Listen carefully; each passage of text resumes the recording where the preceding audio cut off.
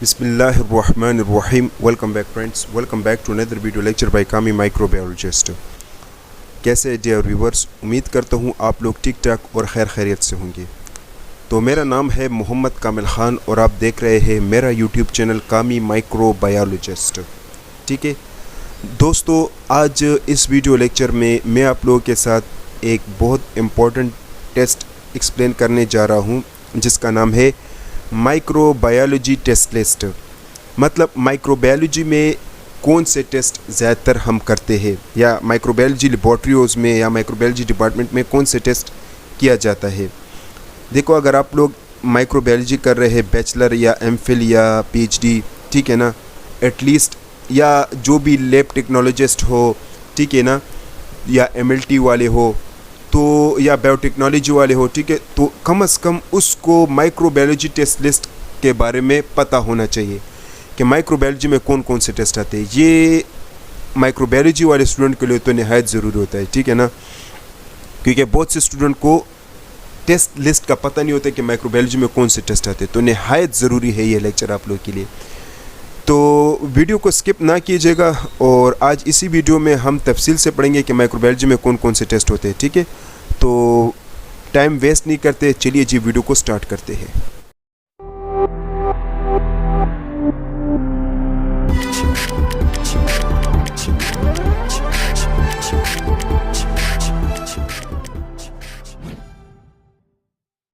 तो माइक्रोबायोलॉजी में जो सबसे पहले और कॉमन और अहम तरीन टेस्ट माइक्रोबायोलॉजी डिपार्टमेंट या लेबॉर्ट्रीज में जो होता है वो उसको हम कहते हैं कल्चर टेस्ट। इसको कल्चरिंग टेस्ट भी कहा जाता है, कल्चर टेस्टिंग भी कहा जाता है या कल्चर सेंसिटिविटी टेस्ट भी कहा जाता है। ये टेस्ट कुछ इस तरीके से लोग करते हैं कि इसमें आपके पास स्पेसिमेन आता है, जैसे कि यूरिन सैंपल हो गया, ब्लड सैंपल हो गया, स्पूटम सैंपल हो गया, स्टूल सैंपल हो गया, आपके पास सीमन सैंपल हो गया, बहुत से स्पेसिमेंट्स आपके पास आते हैं, वो अभी मैं आप लोगों को यहाँ पर बताऊँगा।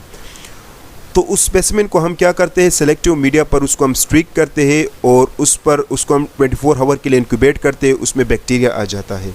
अगर बैक्टीरिया ना आया तो फिर उसको सिंपली हम नो ग्रोथ मतलब रिपोर्ट कर लेते हैं कि no growth of any microorganism obtain after 24 hour incubation at 37 degree Celsius. कुछ इस तरह का सेंटेंस हम लिख लेते हैं और रिपोर्ट को आउट कर लेते हैं।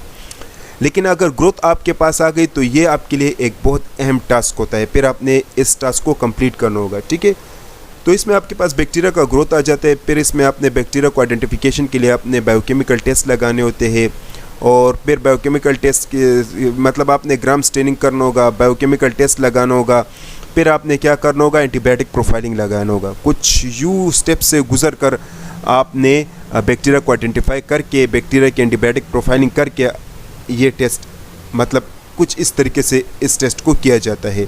ठीक है, तो इसको कल्चर सेंसिटिविटी टेस्ट कहा जाता है। तो ये ज़्यादातर लेबॉर्ट्रियों में हम करते हैं। ठीक है, अच्छा जी, हमारे पास कल्चर टेस्ट में जो सबसे अहम टेस्ट होता है उसको हम कहते हैं यूरिन कल्चर, जिसमें हम यूरिनरी ट्रैक्ट इन्फेक्शन का पता लगाते हैं। इसमें ज़्यादातर यूरिन आता है और हम देखते हैं कि यूरिन में कौन सा बैक्टीरिया है जिसकी वजह से यूटीआई हुआ है, यूरिनरी ट्रैक्ट इन्फेक्शन हुआ है।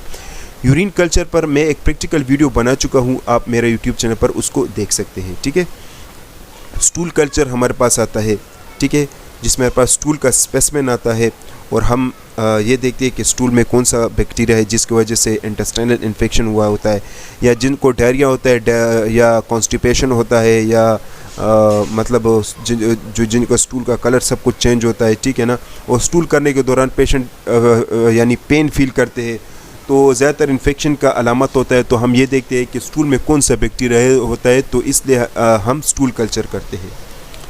इसके अलावा हम ब्लड कल्चर करते हैं जिसमें बहुत ज़्यादा फीवर होता है, ठीक है ना, बंदे को फीवर सा होता है या ऐसा पेन मतलब हड्डियों में पेन जैसा फील होता है, ठीक है ना, तो इस मकसद के लिए फिर हम ब्लड कल्चर करते हैं। ये भी आपके पास इन्फेक्शन को इंडिकेट करता है, ठीक है, कि ब्लड में कौन सा बैक्टीरिया है जिसकी वजह से इन्फेक्शन हुआ है।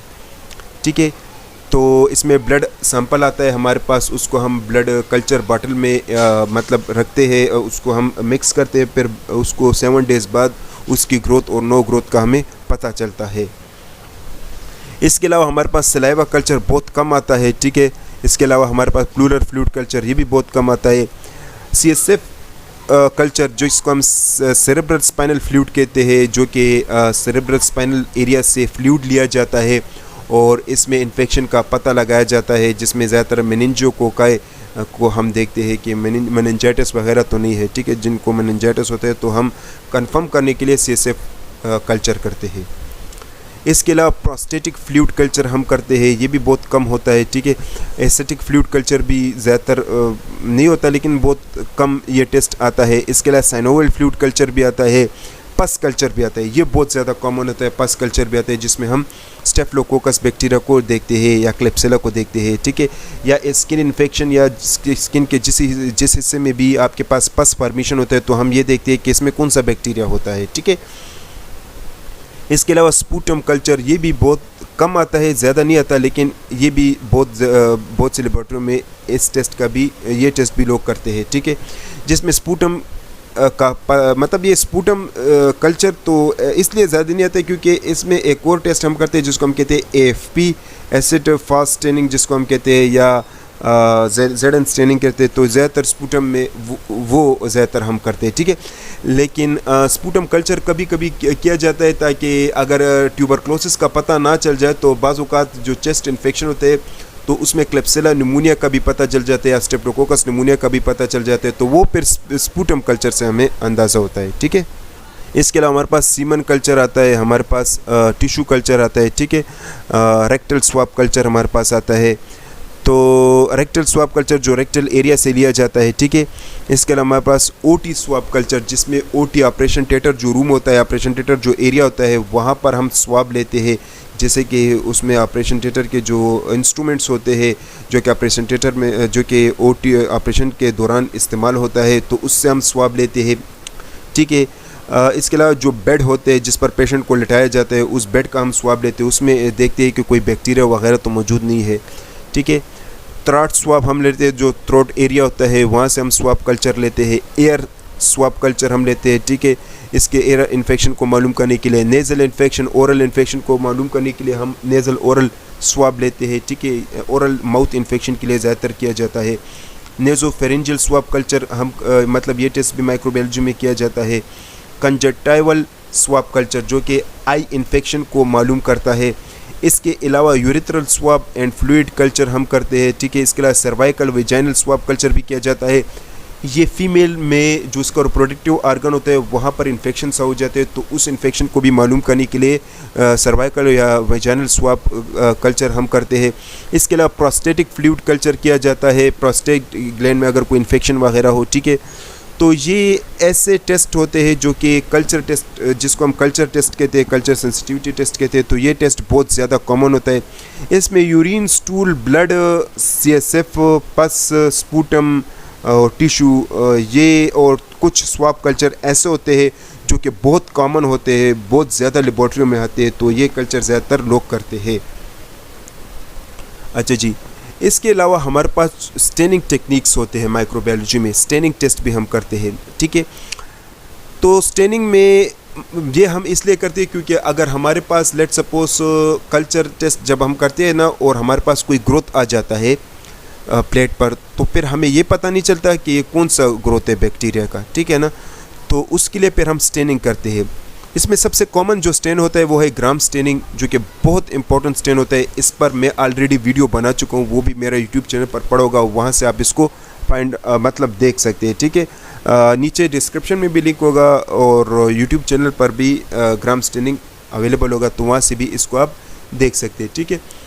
तो ग्राम स्टेनिंग एक बहुत इंपॉर्टेंट टेक्निक होता है क्योंकि इससे हम ग्राम पॉजिटिव और ग्राम नेगेटिव बैक्टीरिया का पता लगाते हैं, या इससे हम मॉर्फोलॉजी भी देखते हैं कि बैक्टीरिया कोकाई है, बेसिलाई है, स्पाइरल शेप है, किस किस्म का शेप है बैक्टीरिया का। इससे हम पिंक और पर्पल, ज़्यादातर पिंक और पर्पल कलर के बैक्टीरिया देखते हैं जो कि gram positive gram negative bacteria की आइडेंटिफिकेशन करता है। इसके अलावा एक और कॉमन टेस्ट जो कि माइक्रोबायोलॉजी में हम करते हैं, इसको हम कहते हैं ZN स्टेनिंग या ज़ेल-नीलसन स्टेनिंग। इसको हम एसिड फास्ट स्टेनिंग भी कहते हैं, जिससे हम एसिड फास्ट बैक्टीरिया की आइडेंटिफिकेशन करते हैं। ये टेस्ट ज़्यादातर माइकोबैक्टीरियम ट्यूबरक्लोसिस के लिए किया जाता है, माइकोबैक्टीरियम लेप्रिया के लिए भी किया जाता है, ठीक है। तो ये टेस्ट भी ज़्यादातर माइक्रोबायोलॉजी में किया जाता है। लेशमीनिया टेस्ट, जो कि लेशमीनिया डोडोबिनिया एक पैरासाइट्स होता है या तो उसके आइडेंटिफिकेशन के लिए हम लेशमीनिया स्टेन करते हैं। मेथिलीन ब्लू स्टेन हम करते हैं, तो मेथिलीन ब्लू स्टेन ज़्यादातर येर्सिनिया पेस्टिस के लिए हम करते हैं। हेमोफिलस इन्फ्लुएंजा के लिए किया जाता है। गोनोकोकाई के आइडेंटिफिकेशन के लिए ये टेस्ट किया जाता है मेथिलीन ब्लू। इसके अलावा इंडियन इंक स्टेनिंग भी किया जाता है, जो कि ज़्यादातर कैप्सुलेटेड और नॉन कैप्सुलेटेड बैक्टीरिया को फाइंड आउट करने के लिए ये टेस्ट किया जाता है। अल्बर्ट स्टेनिंग ज़्यादातर किया जाता है माइक्रोबायोलॉजी लेबॉर्ट्री में, क्योंकि इस स्टेनिंग के ज़रिए हमें क्रोनियोबैक्टीरियम का पता चलता है। इसके अलावा हम जिम्जा स्टेन करते हैं, जो कि पैरासिटिक इन्फेक्शन के लिए हम ज़्यादातर करते हैं। जिम्जा स्टेन ज़्यादातर हेमाटोलॉजी में किया जाता है, लेकिन माइक्रोबायोलॉजी में इसका इंपॉर्टेंस कुछ यूँ है कि ये हम पैरासिटिक इन्फेक्शन के लिए भी करते हैं, जैसे कि मलेरिया पैरासाइट हो गया हमारे पास, ये लेशमीनिया पैरासाइट होगा, टोक्सोप्लाज्मा पैरासाइट होगा हमारे पास, ट्रैकोमोनास हो गया, जार्डिया हो गया, ठीक है। तो ये कुछ ऐसे पैरासिटिक इन्फेक्शन है, इसको मालूम करने के लिए हम जिम्जा स्टेन करते हैं, ठीक है।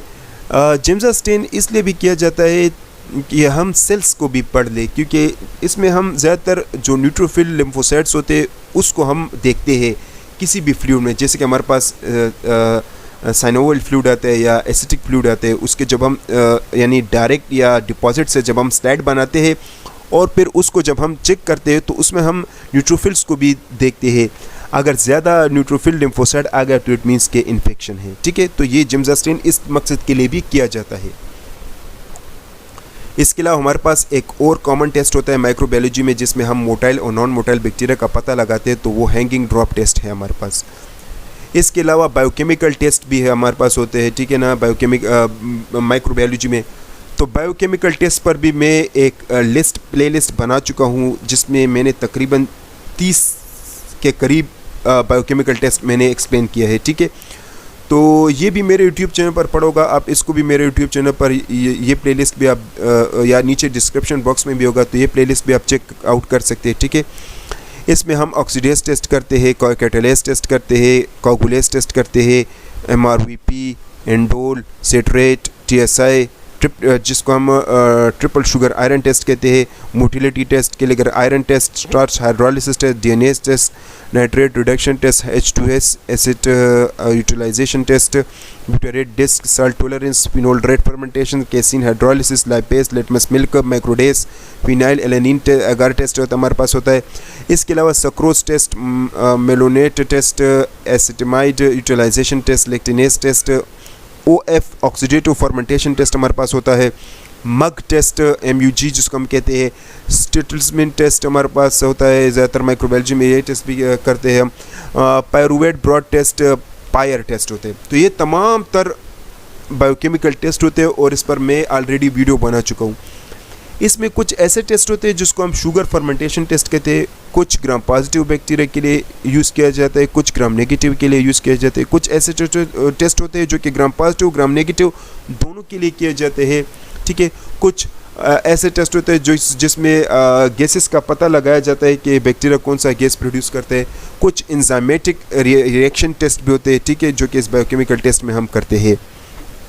तो ये मैं ऑलरेडी एक्सप्लेन कर चुका हूँ, मेरे यूट्यूब चैनल पर इसका प्लेलिस्ट पड़ा होगा। इसके अलावा हमारे पास कल्चर मीडिया टेस्ट भी आते हैं, जिसमें हम कल्चर मीडिया का इस्तेमाल करते हैं, यानी मीडिया का हम इस्तेमाल करते हैं। जो बैक्टीरियल मीडिया होते हैं या फंगल मीडिया होते हैं ना, तो उसका हम ज़्यादातर इस्तेमाल करते हैं। तो इसमें हमारे पास सिलेक्टिव मीडिया होते हैं, नॉन सिलेक्टिव मीडिया होते हैं, डिफरेंशियल मीडिया होता है, हमारे पास lactose fermenting, non lactose fermenting media हमारे पास होता है। इसके अलावा हमारे पास बेसिक मीडिया होता है, हमारे पास जनरल पर्पस मीडिया होता है, हमारे पास इनरिच मीडिया होता है, ठीक है ना। तो ये मीडिया हम इस्तेमाल करते हैं बैक्टीरिया के आइडेंटिफिकेशन के लिए। जैसे कि आप ये देख सकते हैं, हमारे पास इसमें न्यूट्रन मीडिया है, MCA मीडिया है, MH मीडिया है, TS मीडिया है, ट्रिप्टिक सोय ब्रॉथ या सोय एगर होता है हमारे पास, LB एगर या LB ब्रॉथ हमारे पास होता है, यूसिन मेथिलीन ब्लू एगर हमारे पास होता है, blood agar, mannitol salt agar, CLED agar, XLT4, XLD, chocolate agar, Campylobacter agar media हमारे पास होता है, SS सल्मोनेला शिगेल्ला एगर हमारे पास होता है, SDA मीडिया हमारे पास होता है जिसको हम सब्रोड डेक्सट्रोस मीडिया कहते हैं, LG media, TC20, HEE media, Brucella, PALCAM, Listeria, BPA, BPLA, cetrimide, chromogenic, येपिड, MRS, BEA। तो इसके अलावा और भी कल्चर मीडिया होते हैं। तकरीबन कुल मिलाकर मैंने तकरीबन 35 या 40 के करीब मीडिया पर मैं कल्चर मीडिया पर मैं ऑलरेडी वीडियो लेक्चर बना चुका हूँ, तो वो भी मेरे उस पर भी एक प्लेलिस्ट मेरे यूट्यूब चैनल पर पड़ा होगा, नीचे डिस्क्रिप्शन बॉक्स में भी वो प्लेलिस्ट होगा, तो आप उस प्लेलिस्ट को खोलकर ये तमाम तर कल्चर मीडिया स्टडी कर सकते हैं। ठीक है, माइक्रोबायोलॉजी में जो ज़्यादातर मीडिया हम यूज़ करते हैं ना, तो वो न्यूटन मीडिया होता है, मैकॉनकी मीडिया होता है, मोलर हिल्टन होता है हमारे पास ज़्यादातर EMBO होता है, ब्लड एगर होता है, MSA होता है, क्लेड होता है, XLT होता है, चॉकलेट होता है। इसी तरह हमारे पास ये SDA होता है। ठीक है, तो ये बहुत कॉमन मीडिया होता है जो कि माइक्रोबायोलॉजी में हम यूज़ करते हैं। इसके अलावा हमारे पास एंटी माइक्रोबियल प्रोफाइलिंग टेस्ट भी हम करते हैं, जिसमें लेट सपोज आपको बैक्टीरिया आपके पास आइडेंटिफाई हो गया कि यार ये फला बैक्टीरिया है या क्लेप्सिला है या इकोलाई है, ठीक है, या स्टेफिलोकोकस ऑरियस है। अब इन बैक्टीरिया को मज़ीद आइडेंटिफिकेशन के लिए फिर हम एंटी माइक्रोबियल टेस्टिंग भी करते हैं, जिसमें हम सेंसिटिविटी टेस्ट लगाते हैं, एंटीबायोटिक सेंसिटिविटी टेस्ट लगाते हैं।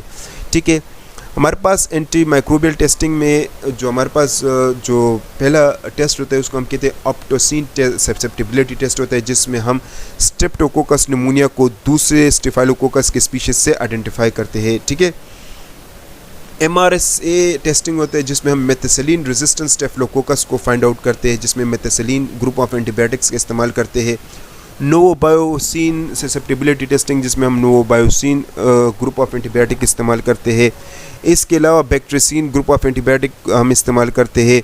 बीटा लैक्टामेस बैक्टीरिया को आइडेंटिफिकेशन के लिए, जैसे कि beta lactam group of antibiotic हम इस्तेमाल करते हैं। ठीक है, तो ये ऐसे यानी एंटीबायोटिक्स होते हैं जिससे हमें बैक्टीरिया का भी पता चल जाता है। ठीक है, इसमें बैक्टीरिया के एंटीबायोटिक ससेप्टिबिलिटी के लिए हम न्यूटन एगर, ब्लड एगर और MHA मीडिया का ज़्यादातर इस्तेमाल करते हैं। इसके अलावा हमारे पास PCR टेस्ट, मतलब माइक्रोबायोलॉजी में PCR टेस्ट भी हम करते हैं। ठीक है, ये एक टेक्निक होता है जिसको हम कहते हैं पॉलीमरेज चेन रिएक्शन टेक्निक होता है। ज़्यादातर वायरोलॉजी में इसका इस्तेमाल किया जाता है वायरस डायग्नोसिस के लिए, या इसमें एक और कॉमन बैक्टीरिया को भी डायग्नोस करते हैं, जैसे कि हमारे पास सल्मोनेला हो गया। ठीक है, तो PCR टेस्ट भी माइक्रोबायोलॉजी में किया जाता है। इसके अलावा फंगल डायग्नोस्टिक टेस्ट हमारे पास होता है, जिसमें हम फंगल को आइडेंटिफिकेशन के लिए हम टेस्ट करते हैं। इसमें हमारे पास एक टेस्ट होता है जिसको हम कहते हैं फंगल स्क्रैपिंग टेस्ट या KOH टेस्ट, पोटेशियम हाइड्रोक्साइड, जिसको हम हाइड्रोजन पेरोक्साइड टेस्ट भी कहते हैं। ये टेस्ट हम इसलिए करते हैं ताकि बॉडी में हमारे पास जो फंगल इन्फेक्शन होते हैं या स्पोर्स वगैरह होते हैं, तो हम ये देखते हैं कि ये जो इन्फेक्शन हुआ है क्या ये फंजाई की वजह से हुआ है या नहीं।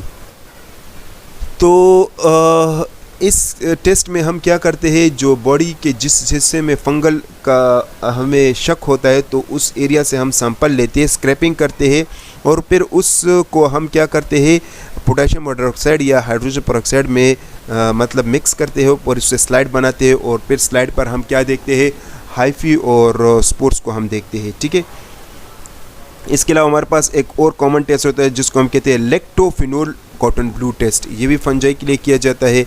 जर्म ट्यूब टेस्ट, जो कि ईस्ट कैंडिडा को फाइंड आउट करने के लिए किया जाता है। एंटी फंगल प्रोफाइलिंग टेस्ट, जिसमें हम एंटी फंगल ड्रग्स का इस्तेमाल किया करते हैं। इसके अलावा कल्चर मीडिया, हमारे पास फंजाई के लिए कुछ कल्चर मीडिया होता है। ठीक है, जैसे कि SDA, JPED, ये ऑलरेडी मैं एक्सप्लेन कर चुका हूँ, आप मेरे यूट्यूब चैनल पर भी इसको देख सकते हैं। इसके अलावा कुछ वैसे बायोकेमिकल टेस्ट तो फंजाई के नहीं है, लेकिन कुछ ऐसे टेस्ट भी हम करते हैं जिसमें हमें फंजाई का पता चल जाता है। इसके अलावा हमारे पास एक और कॉमन टेस्ट है जो कि माइक्रोबायोलॉजी में किया जाता है। ये टेस्ट ज़्यादातर वायरोलॉजी को यानी वायरसेस के आइडेंटिफिकेशन के लिए किया जाता है, जैसे कि आपके पास मतलब HBE, HBA, हेपेटाइटिस B के एंटीजेंस हो गए, जैसे कि इन्वॉल्प हेपेटाइटिस B इन्वॉल्प वायरस हो गया आपके पास। इसके अलावा हेपेटाइटिस B कोर एंटीजन हो गया। इसके अलावा आपके पास HCV एंटीबॉडी एंटीजन हो गया। ठीक है, तो ये ज़्यादातर इनके आइडेंटिफिकेशन के लिए हम एलाइजा टेक्निक्स का इस्तेमाल करते हैं। इसके अलावा आपके पास हर्पीस वायरस आते हैं, साइटोमेगालो आते हैं। ठीक है, तो ये ज़्यादातर वायरोलॉजी टेस्ट मतलब इसको हम कह सकते हैं कि एलाइजा टेक्निक्स को ज़्यादातर वायरोलॉजी डायग्नोस्टिक पर्पज़ के लिए किया जाता है, तो ये भी माइक्रोबायोलॉजी डिपार्टमेंट में होते हैं। इसके अलावा हमारे पास माइक्रोबायोलॉजी में बैक्टीरियल डायग्नोस्टिक टेस्टिंग भी होते हैं। बैक्टीरियल डायग्नोस्टिक टेस्टिंग में हमारे पास ब्रोसेला एग्लूटिनेशन टेस्ट आता है, हमारे पास एसओ यानी anti streptolysin O antigen titre test भी हमारे पास आता है। सी रिएक्टिव प्रोटीन जिसको हम सीआरपी टेस्ट कहते हैं। सीआरपी जो है ये ज़्यादातर इन्फेक्शन को मालूम करने के लिए टेस्ट किया जाता है। इसमें एक क्वालिटेटिव होता है, एक क्वांटिटेटिव होता है, ठीक है। तो इससे भी हमें इन्फेक्शन का पता चल जाता है। वीडियरल साइफिलिस के लिए किया जाता है, टीपीएचए टेस्ट हम करते हैं, वेडाल सैल्मोनेला के लिए किया जाता है, मोन्टॉक्स टीबी के लिए किया जाता है, एलिकल जेल प्रेसिपिटेशन टेस्ट हम करते हैं, वेल फ्लेक्स टेस्ट करते हैं, ठीक है। इसके अलावा डिक शिक टेस्ट हम करते हैं, फ्राइस टेस्ट हम करते हैं, टाइफाइड टेस्ट करते हैं, ठीक है। एच पाइलोरी ये भी बैक्टीरिया हेलिकोबैक्टर पाइलोरी को आइडेंटिफिकेशन के लिए भी ये टेस्ट किया जाता है। लेगवेनिला लेप्टोस्पिरोसिस, तो ये ऐसे बैक्टीरिया होते हैं जो कि मतलब इसमें कुछ ऐसे टेस्ट होते हैं जो कि आईसीटी पर हम करते हैं, ठीक है। इम्यूनोक्रोमेटोग्राफी ऐसे पर इस टेस्ट को किया जाता है। जो रिपीट टेस्ट जिसको हम कहते हैं यानी एक स्ट्रिप सा होता है तो उससे भी इस टेस्ट को किया जाता है, ठीक है। तो ये टेस्ट भी ज़्यादातर हम माइक्रोबायोलॉजी में करते हैं। इसके अलावा वायरल डायग्नोस्टिक टेस्ट भी हमारे पास होते हैं जिसमें एलाइजा और पीसीआर, जो कि मैंने आपको बता दिया कि एलाइजा और पीसीआर ज़्यादातर वायरोलॉजी में हम इस्तेमाल करते हैं। इसके अलावा कम्प्लीमेंट फिक्सेशन टेस्ट हमारे पास होते हैं, हेमाग्लूटिनेशन टेस्ट होता है, न्यूट्रलाइजेशन टेस्ट होता है, एम्ब्रियोनेटेड एग इनोकुलेशन टेस्ट हमारे पास होता है, टिश्यू कल्चरिंग टेस्ट हम करते हैं, टिश्यू को ग्रो करते हैं, उसमें फिर वायरल इन्फेक्शन को हम देखते हैं कि कौन से HIV यानी एड्स के आइडेंटिफिकेशन के लिए करते हैं। इसके अलावा hepatitis B surface antigen antibody test हम करते हैं, hepatitis B core antigen antibody हम करते हैं, hepatitis A and E virus के आइडेंटिफिकेशन के लिए हम टेस्ट करते हैं। चिकनगुनिया एक वायरल इन्फेक्शन है, इसको मालूम करने के लिए हम टेस्ट करते हैं। Rota virus, noro virus, Japanese encephalitis test ये भी वायरल इन्फेक्शन के लिए किया जाता है।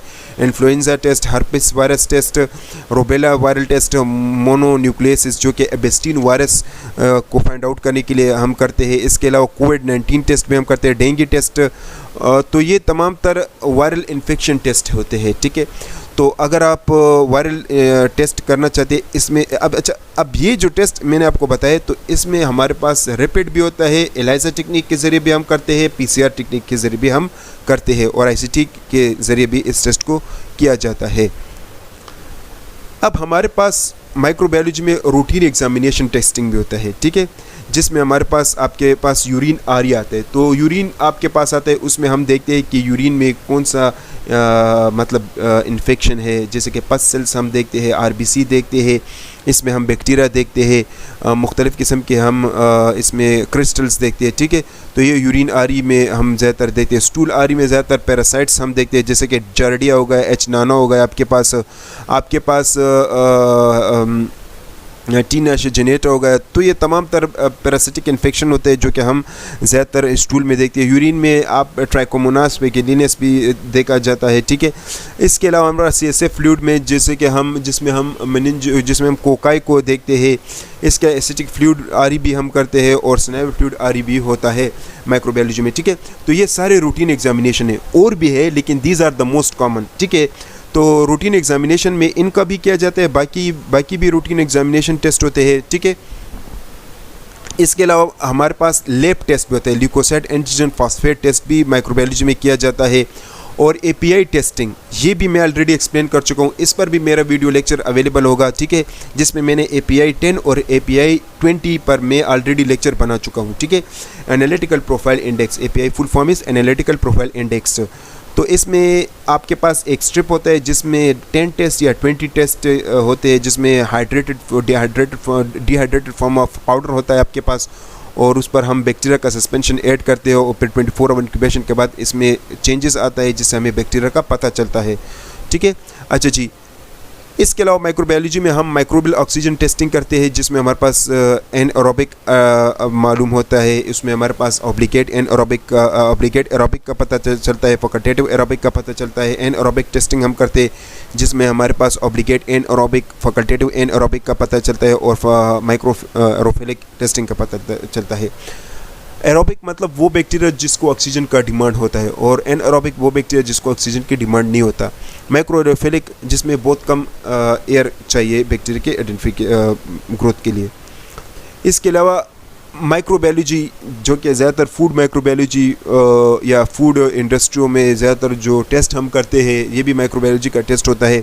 उसमें हम मिल्क और वाटर की एग्जामिनेशन टेस्ट हम करते हैं और इसमें आपके पास हम कोलिफॉर्म टेस्ट करते हैं कि इसमें तो कोई कोलिफॉर्म बैक्टीरिया तो नहीं है। वाइबल काउंट हम देखते हैं, अगर बैक्टीरिया आ गए तो फिर उसको हम काउंटिंग करते हैं। इसके अलावा मेथाइलिन ब्लू रिडक्शन टेस्ट हम करते हैं, टर्बिडिटी टेस्ट हम करते हैं, टर्बिडिटी चेक करते हैं, ठीक है। और इसके अलावा फास्फेट टेस्ट हम करते हैं, फास्फेटेज, ठीक है। तो ये वाटर एंड मिल्क एग्जामिनेशन के लिए हम करते हैं। तो ये था आपके पास माइक्रोबायोलॉजी टेस्ट लिस्ट, जो कि ये वीडियो मतलब आप लोगों के लिए निहायत ज़रूरी है, ठीक है। अपने तमाम तरह जो भी आपके MLT फ्रेंड्स है या माइक्रोबायोलॉजी के या आपके पास बायोटेक्नोलॉजी के या जो भी लैब टेक्नीशियन वाले लोग हैं, तो इनको ये वीडियो ज़रूर शेयर कीजिएगा, क्योंकि ये ऐसे टेस्ट होते हैं कि इनका जानना आप लोगों के लिए निहायत ज़रूरी है, ठीक है। तो देखने के लिए बहुत बहुत शुक्रिया। उम्मीद है ये वीडियो आपको अच्छी लगी होगी। अगर वीडियो अच्छी लगी है तो इसको ज़रूर लाइक कीजिएगा। हमारे वीडियो को अपने दोस्तों के साथ लाजमी शेयर कीजिएगा, क्योंकि इस वीडियो से आप लोगों को काफ़ी नॉलेज का पता चल जाएगा, ठीक है। हमारे चैनल को सब्सक्राइब भी कीजिएगा।